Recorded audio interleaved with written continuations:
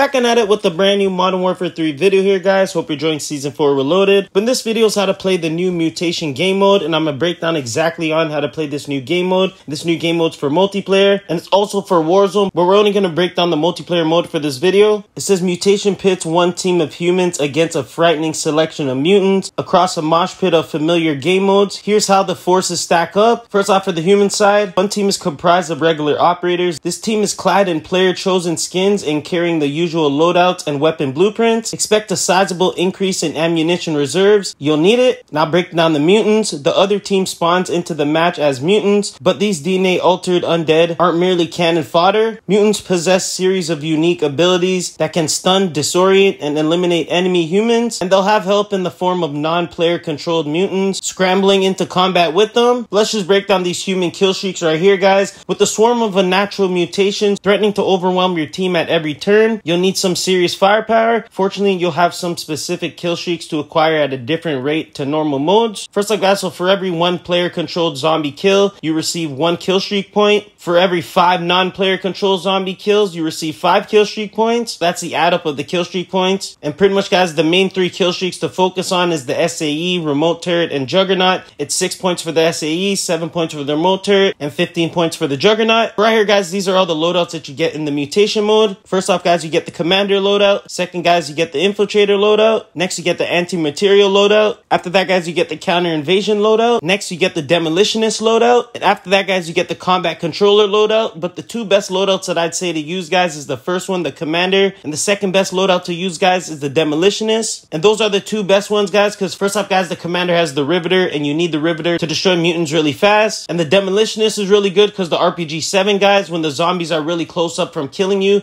and they always will be close to you, you just shoot this and you'll kill like a bunch of them at once. Now breaking down the mutant special classes. Mutants have no need of a primary and secondary weapons, perks, or field upgrades. Instead, they can choose from a variety of special classes, each with a total of 3 different advantages. Choose your mutant. So the first mutant we have here, guys, we have the Mutated Leaper. And the special classes it has right here, guys, is the Charge Leap, Snapshot Grenade, and Mutant Rage. For the Charge Leap, it says leap at the enemy with a groundbreaking impact. Next, guys, for the Snapshot Grenade, toss a Snapshot Grenade to reveal enemies for your team. And last, guys, the Mutant Rage. Fast movement, increased melee damage, and abilities to detect enemies around the corner. Next mutant we have here, guys, we have the Camouflage Sneaker. And the abilities, we got the Scramble, EMP Throw, and Cloak. For Scramble, it says leap at the enemy with a lethal shockwave impact. For EMP Throw lethal energy projectile at the enemy that can also stun and slow them down. For Cloak, become partially invisible for a burst period of time. Breaking down the next mutant, guys, we have the Contaminated Sludger. The 3 abilities are Explode, Smoke Grenade, and Acid Blast. For Explode, explode with the large radius of mutant sludge. Does not count as a death. For the Smoke Grenade, toss a smoke grenade to shroud fellow mutants from the enemy. And for Acid Blast, eject a strong acid blast that deals close range damage and leave spots of acid that damage and slows down enemies. Now breaking down the last mutant right here, guys, which is my favorite, the Radioactive Beast. For Charge Stampede towards the enemy for earth-shattering impact. For Howl, shell shock nearby enemies with a defying howl. Temporarily buff teammates' health and move speed. And last, guys, Systemic Recon. Reveal nearby enemies on the mini-map for your team. And now the last thing, guys, the modifiers. These are pretty much within the new event that came out. You gotta get all the DNA samples to unlock all these modifiers. That's why I only have 1, which is First Strike. And for First Strike, guys, the description, it says rapid cooldown on the first ability used after respawn. For Flop Shot, it says diving from elevated surfaces produces a small explosion. For Repocket, it says kills with abilities have a chance to replenish your tactical ability. For Atoned, reduce cost to acquire Mutant Juggernaut. And for Galvanized, temporary damage reduction from explosions. Hope you enjoyed this video, guys. This is on exactly how to play the new Mutation game mode in multiplayer. This mode's actually extremely fun to play, especially when you're on the mutant side. And I realize, guys, a lot of the game, if you get the mutants for the second game, you're automatically going to win the game off the bat. And remember, guys, make sure that you use those 2 loadouts on the human side that I showed you. The best mutant to use, guys, is the Radioactive Beast. You can get a bunch of kills with the Charge,